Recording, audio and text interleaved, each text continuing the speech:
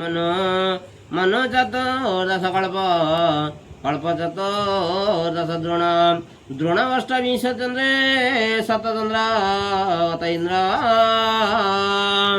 सत इन्द्र विनाशाय रौद्रप्रहारमेव च रौद्र शतवर्षाणि ब्राह्मण दिनमुच्यते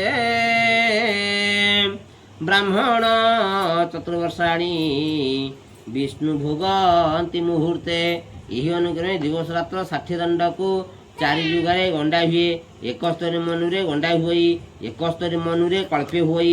एक कल्परे ब्रह्मा को दिने हुई ब्रह्मा को दिन हुईले विष्णु को दंडे हुई विष्णु को दंडे हुईले ईश्वर को लिताय हुई निराकार को पलक मात्र हुई। ये रूपे रविचंद्र भोग करुछंती। एतक उत्तर युग धारण कहवा श्री सत्ययुगाध 7,28,000 वर्ष। ये युग वैशाख शुक्ल तृतीया रविवार सृष्टि होइथिला। भगवान श्री विष्णु मत्स्य कूर्म बराह नृसिंह यही 4 अवतार होइथिले। ये युगरे पुण्य 4 पाद पाप नास्ति। पुष्कर नामक तीर्थ 21 परिमित मानव देह परमायु 1 लक्ष वर्ष। इच्छा मृत्यु स्वर्ण निर्मित भोजन पात्र 27 राजन बलि बेण मांधाता पुररबा धुंधुमार कीर्तिबीर्य एते राजा षोड़ चक्रवर्तीन 27 लक्षण सत्य धर्मरत नित्य तपस्या तीर्थानां च सदाशया निन्दन्ति देवता सर्वे सत्य सत्या परं नारायण परं देवा नारायण पराक्षरा नारायण परं गति नारायण परं मुक्ति। या पर त्रेतायुग कहवा त्रेतायुगाध 7,96,000 वर्ष। ये युग कार्तिक शुक्ल नवमी सोमवार सृष्टि होइतिला। यही युगरे वामन परशुराम और श्रीरामचंद्र अवतार होइतिले।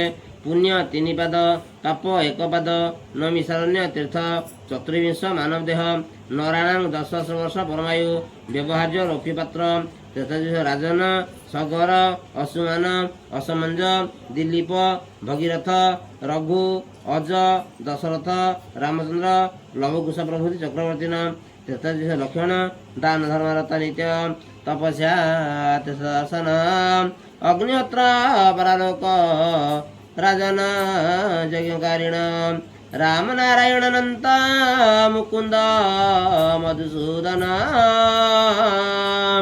कृष्ण केशव कंसारे हरे वैकुंठ वामन। या पर द्वापर युगाब्ध 86,40,000 वर्ष। ये युग आश्विन कृष्ण त्रयोदशी गुरुवार उत्पत्ति होइतिला। यही युगरे श्रीकृष्ण बलराम 2 अवतार होइतिले। पुण्य 2 पाद पाप 2 पाद कुरुक्षेत्र नामक तीर्थ सप्तहस्त परिमित मानव देह नराण 1,000 वर्ष परमायु ताम्रपात्रे भोजन द्वापर राजन साल्व विराट हंसध्वज कंसासुर बब्रुवाहन रुकांगद जरासंध दुर्योधन और युधिष्ठिर द्वापर रक्षण धर्मरता लोक प्रतापी च पलासदा ज्ञान निष्ठा कपटवा दपरे विस्तार हरे मुरारे मधुकैठवारे गोविंद गोपाल मुकुंद सौरे जगेशु नारायण कृष्ण विष्णु निराश्रयं जगदीश राख्य। यह पर कलिजुग से 4,32,000 वर्ष। ये युग माघ पूर्णिमा शुक्रवार उत्पत्ति होइथिला। त्रेतावतार बुध और कल्की पुण्य 1 पाद पाप 3 पाद गंगा नामक तीर्थ निरग्नि ब्रह्मणा अनुगता प्राणा 3,500 परिमित मानव देह 21 वर्ष वनवायु नराणां भोजन पात्र निर्णय नास्ति। कलौराजन धर्मपुत्र भोजशेखर विक्रमादित्य विक्रमसेन लडुकेशन बंगालसेन नेपाल गोपाल महिपाल एते राजा चक्रवर्तीन कलिजुग से रक्षण धर्म संकुचित तप विरहित सत्यंच 2 गत लोक धर्माहत द्विजास्व लोभिता नारीवसा मानवा निर्विंध्या पृथ्वी निरसा महद्गता भूपाल निज धर्म कर्म रहित विप्र कुमार्ग गता भाज्या भर्तु विरोधिनी पररता पिता पुत्र दोषेणा हा कष्ट खलु वर्तते कलिजुग जनन राज मृता हरे कृष्ण कृष्ण कृष्ण हरे हरे हरे राम राम राम हरे हरे। ए वर्ष को नहीं कलिजुग भोग होइला 5126 वर्ष कलिजुग बाकी रहिला 4,26,876 वर्ष। सत्यजुगे समुद्र गाध्यरू बलि राजा सरिकी 6 राजा भोग कले 17,28,000 वर्ष। त्रेता जुगे ब्रह्म काद्यरू श्री रघुनाथ देव सरिकी 19 राजा भोग कले 12,96,700 वर्ष। द्वापर जुगे मौरुचि देव गाध्यरू श्री युधिष्ठिर देव सरिकी 20 राजा भोग कले 86,04,000 वर्ष।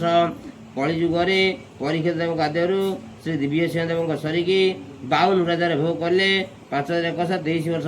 कलिकी बांधी युधिष्ठिर भोग कले 12 वर्ष।